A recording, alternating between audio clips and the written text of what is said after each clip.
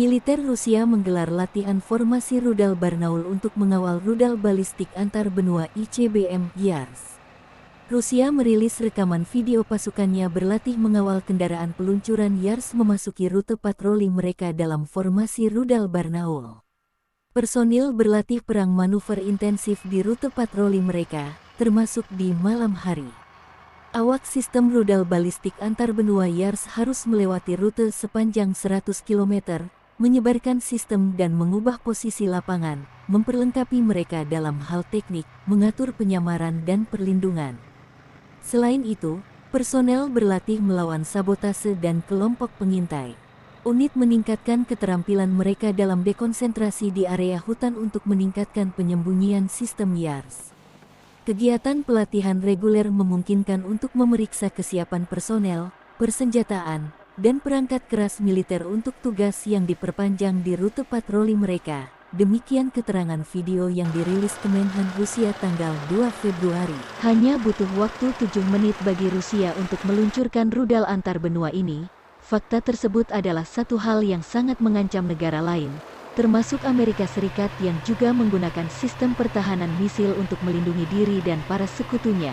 Secara keseluruhan, Yars mampu beroperasi sangat baik dengan sistem berbasis silo. Panjang 124 RS Yars adalah 20,9 meter dengan diameter yang mencapai 2 meter.